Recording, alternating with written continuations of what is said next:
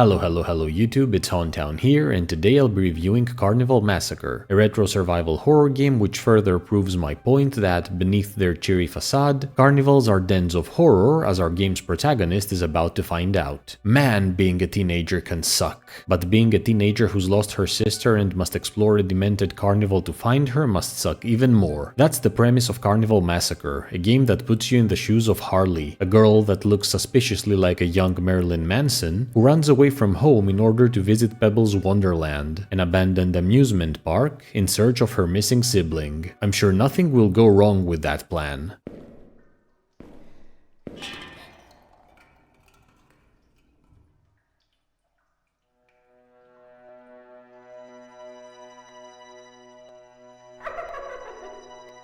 God damn it. Now, that sounds like a really cool narrative premise, right? I mean, there are so many compelling questions here that make you want to experience this game, like, why was your sister taken? Who took her? What's the story behind the carnival? Why is it flooded with a bunch of creepy people and monsters? Why do you look like a young Marilyn Manson? And the answers are right there for the taking, just beyond your grasp. Is what I would have liked to say, but if you're looking for answers, well, sucks to be you, because not only will you get none of that here, but you'll barely get a semblance of a narrative. Carnival Massacre is, in no exaggeration, the first survival horror game I have ever played that features almost no story or backstory whatsoever. I mean, aside from a couple of documents which don't really give you much, the rest of the game doesn't do any attempt at offering a coherent plot, or a plot, to be honest, which is truly a shame since the premise is actually really cool, and the first 20 minutes of the game set up what looks like a deeply psychological experience, only for everything to just go nowhere. Another reason to be bummed out due to the lack of a narrative is the fact that the setting itself is incredibly engaging and truly makes you want to explore and find out more about it, which renders the lack of any meaningful information all the more frustrating. Thankfully, gameplay does come in to save the day, somewhat, so all is not lost here. Carnival Massacre draws heavy inspiration from the Resident Evil and Silent Hill series, as well as Elisa, which, to be fair, are the right games to draw inspiration from. Be it its fantastically rendered retro visuals, nostalgic tank controls, momentary respite of its save rooms, or the inconveniently cramped inventory and incredibly eerie soundtrack, the game presses all the right buttons in order to take you back to the classic survival horror days of the 90s, even if it's just for an hour and a half. Yeah, it's kinda short, though to be fair, it's also quite cheap, so things balance out a bit. Also, the cutscenes are awesome. Combat is quite by the numbers as far as survival horror games go, though it limits itself to ranged only. Weapon-wise, there's a decent array of armaments to utilize here, all of which are staples of the genre, such as the handgun and shotgun, which you'll have to use in order to take down your foes, whom, unfortunately, are quite limited in variety and not really that imaginative in terms of design. You're also given a camera that you can use in order to stun them, which I assume was inspired by Heartworm, but I never found a use for it since I never actually struggled with ammunition. As a matter of fact, I never really felt like I was in any sort of danger since, aside from the copious amount of bullets lying around, enemies were quite easy to dodge, thus making fighting them a mostly meaningless endeavor, and I say mostly because taking them down yields coins which you can use in order to save your progress or purchase ammunition, but I found more than enough scattered about, so I never felt the need to farm them. Bosses were interesting from a visual perspective, but unimaginative in terms of attack patterns, which led to somewhat generic fights, including an unbelievably easy and anticlimactic final confrontation, which was as disappointing as the non-existent narrative. One thing that truly stood out to me in a positive way was an attempt the game made to add some variety in combat by spicing things up a bit from a gameplay perspective, for example by incorporating a non-rails sequence inside a train ride attraction, though the times it did that were few and either ended up being very brief or somewhat lengthy and tedious. Puzzles were okay, I suppose, though there weren't that many of them and only one was actually a fun brain teaser, with the rest of them coming off more like investigative situations where you had to figure out codes or remember which item needs to be used at which location. The map was quite solid, marking open and locked doors, save rooms, objectives, as well as your own location, so no complaints there. The music goes hard, featuring enjoyed both, some incredibly haunting ambient tunes as well as a few more intense pieces which did a fantastic job of hammering the 90s retro quality home. All that being said, I think my biggest disappointment with Carnival Massacre was that it came off as an inferior experience to its wonderful demo, which I was fortunate to play back in 2024 and then feature in one of my list videos as a game to look out for, despite some bugs present at the time. Said demo was much better paced and provided a more intriguing look at the story by giving it a psychological spin that made you question Harley's mental state to the point where it made me feel somewhat uncomfortable. It also featured a few cutscenes and enemies that unfortunately were missing from the final release. I'm not entirely sure as to why there was this shift in direction and why certain things were omitted, but the demo felt as a more coherent piece when compared to the full game. All in all, Carnival Massacre largely gives the impression of a proof of concept experience rather than a full game. Its visuals and world are amazing, the combat is serviceable, though very easy and lacking tension, the puzzles are somewhat disappointing but acceptable, and the story premise is strong, but I just couldn't help the sense that everything was disconnected, like the enemies belonged to a different game, the survival aspect was undercooked, and the narrative was an afterthought. This could have been a truly unsettling experience, but as it stands, it's quite underwhelming, though for the $5 it costs, you might get something out of it. On a scale of S to F, Carnival Massacre wins itself a lukewarm C.